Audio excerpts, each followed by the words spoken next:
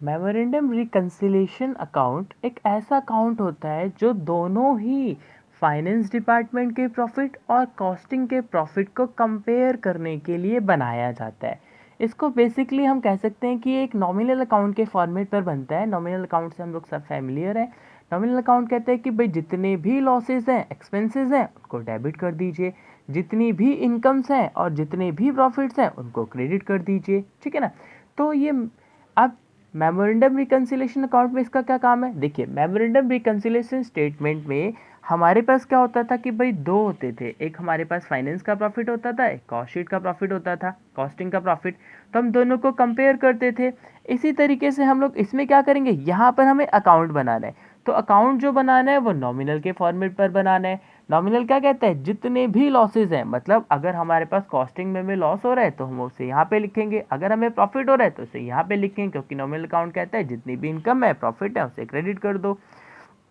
तो देखिए, अगर हमें लॉस हो रहा है, अब ये लॉस क्यों होगा? लॉस इसलिए होगा क्योंकि अगर हमारे पास अंडर रिकवर्ड है, मतलब अगर हमारे पास कॉस्टिंग में हमने एक्सपेंसेस कम ले रखे हैं फाइनेंस अकाउंट के अकॉर्डिंग या फाइनेंस प्रॉफिट के अकॉर्डिंग, तो उसे हम बोलते हैं ये अंडर रिकवर्ड है। तो हमें उसे लॉस यानी कि डेबिट साइड में दिखाना है। और अगर हमारे पास अनरिकॉर्डेड एक्सपेंसेस हैं, मतलब ऐसे एक्सपेंसेस जो हमने फाइनेंस में ले रखे हैं और कॉस्ट शीट में नहीं ले रखे हैं, तो उसको भी हम लोग क्या करेंगे, डेबिट साइड में दिखाएंगे। इसी तरीके से अगर हमारे पास ओवर है, ओवर का मतलब क्या है कि अगर प्रॉफिट जो है, अगर हमारे पास एक्सपेंसेस जो है हमने ओवर ले रखे हैं, ओवर का मतलब ज़्यादा ले रखे हैं, मतलब 500 लेने थे और 600 ले रखे हैं, तो उस कंडीशन में क्या होगा, 100 रुपये जो होंगे वो हम क्रेडिट कर देंगे। इसी तरीके से अगर हमारे पास कोई भी अनरिकॉर्डेड इनकम है, ऐसी इनकम जो हमने फाइनेंस में ले रखी है लेकिन कॉस्ट शीट में नहीं ले रखी है, तो उसको भी हम लोग क्या कर देंगे, क्रेडिट कर देंगे।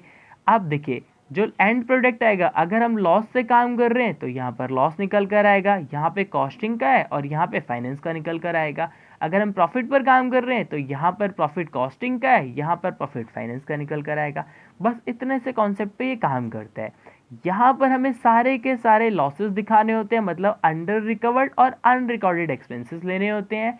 और यहाँ पर हमें क्या करना होता है, जितनी भी अनरिकॉर्डेड इनकम और ओवर जो होती हैं वो चीज़ें लेनी होती हैं। Thank you.